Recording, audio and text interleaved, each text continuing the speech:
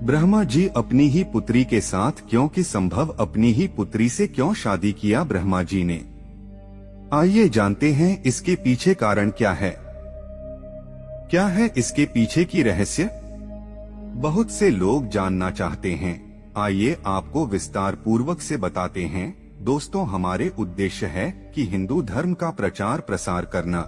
इस वीडियो को शेयर और लाइक करके आप भी सहभागी हो सकते हैं। हमारे चैनल पर आप पहली बार आए हैं तो चैनल को सब्सक्राइब अवश्य कीजिएगा।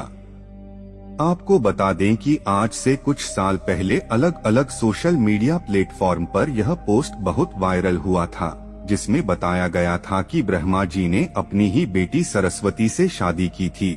आज के इस वीडियो के माध्यम से हम आपको ब्रह्मा जी और सरस्वती जी की कहानी सुनाने जा रहे हैं।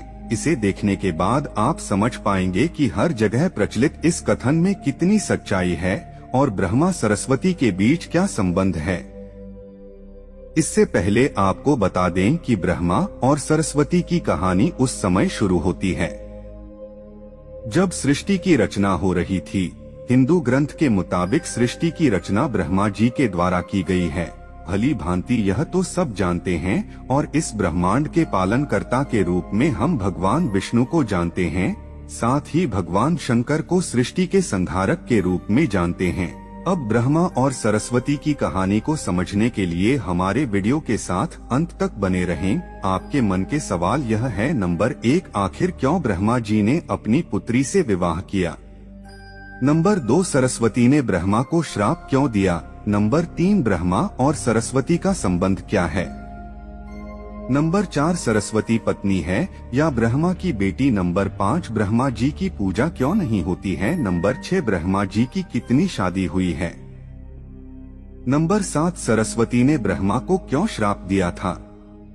इन सारे सवालों का जवाब मिलेगा इस वीडियो में। आप सबको मालूम होगा कि हिंदू धर्म में ब्रह्मा, विष्णु और महेश को सृष्टि के निर्माता, पालक और संहारक के रूप में जाना जाता है।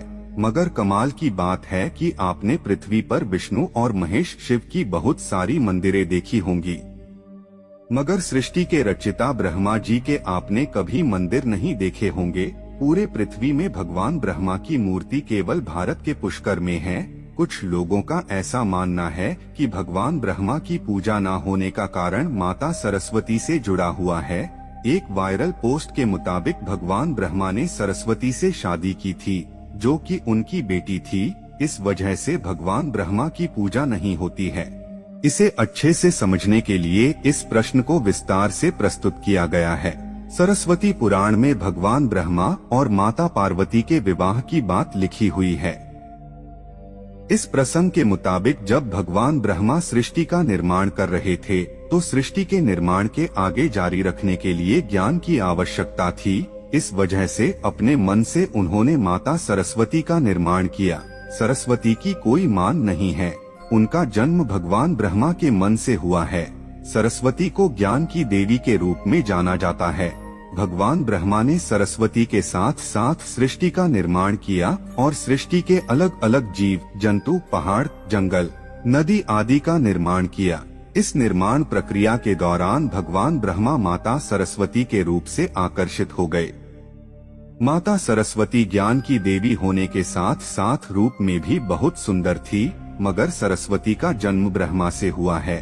इस वजह से जब भगवान ब्रह्मा सरस्वती की तरफ मोहित हो गए तब देवलोक में उनकी बहुत निंदा हुई। हालांकि इन सब के बावजूद ब्रह्मा ने सरस्वती से विवाह किया और लगभग 100 साल तक पृथ्वी पर जंगल में निवास किया। पृथ्वी पर सरस्वती के साथ ब्रह्मा जब निवास कर रहे थे तब उन दोनों के जरिए मनु नाम के पुत्र का जन्म हुआ। आगे चलकर मनु की संतानें ही मनुष्य जाति के पनपने का कारण बनी।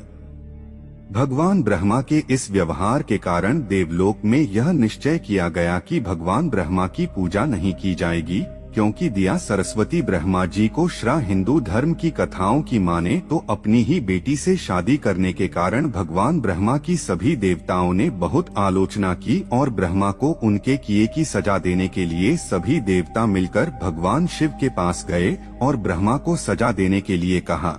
भगवान शिव सभी देवताओं की बात सुनकर बहुत क्रोधित हुए, इसलिए शिव ने ब्रह्मा के 5वें सिर को उनके धड़ से अलग कर दिया।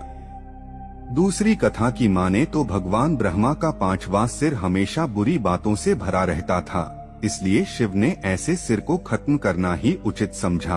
तीसरी कथा की माने तो भगवान ब्रह्मा की दूसरा शादी करने से देवी सरस्वती बहुत क्रोधित हुई और भगवान ब्रह्मा को श्राप दिया कि आपकी इस पृथ्वी पर कहीं भी पूजा नहीं होगी। राजस्थान के पुष्कर और तमिलनाडु को छोड़कर कहीं भी ब्रह्मा का मंदिर नहीं है। ब्रह्मा और सरस्वती का संबंध क्या है?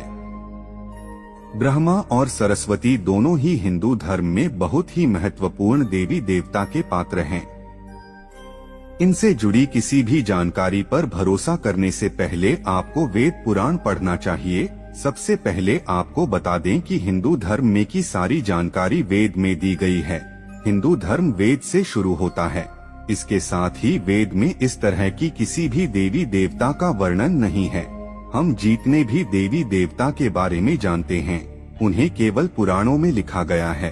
अब आपको यह भी समझना होगा कि ब्रह्मा और सरस्वती के संबंध को लेकर जो जानकारी दी जाती है उसमें कहा जाता है कि इस जानकारी को सरस्वती कुरान से लिया गया है। मगर सरस्वती पुराण नाम का कोई भी पुरानी हिंदू धर्म में मौजूद नहीं है, तो मुझे लगता है कि यह सब बनी बनाई बात ये है। चलिए आगे बढ़ते हैं। हिंदू धर्म में 4 वेद और 18 पुराण की बात की गई है। इन 18 पुराणों में सरस्वती पुराना नाम का कोई पुराना मौजूद नहीं है। कुछ बड़े पुराणों को उपपुराण में विभाजित भी किया गया है, मगर उपपुराण में भी सरस्वती पुराण नाम की किसी भी पुराण का जिक्र नहीं है। कुछ जगहों पर मत्स्य पुराण की बात की जाती है, मगर इस पुराण में भी आपको सरस्वती और ब्रह्मा के विवाह जैसी कोई जानकारी नहीं मिलेगी। ऐसे में सवाल उठता है कि ब्रह्मा और सरस्वती के बीच कौन सा संबंध है? क्या सच्चाई है? इसके लिए आपको समझना होगा कि ब्रह्मा ने सृष्टि का निर्माण किया, अर्थात जब भगवान ब्रह्मा की सृष्टि का निर्माण करने बैठे तब विष्णु और महेश के अलावा कुछ भी इस दुनिया में मौजूद नहीं था। ऐसे में अगर उन्हें सृष्टि को आगे चलाने के लिए किसी भी पुरुष और स्त्री की आवश्यकता होगी तो उन्हें अपने मन से उसकी रचना करनी होगी।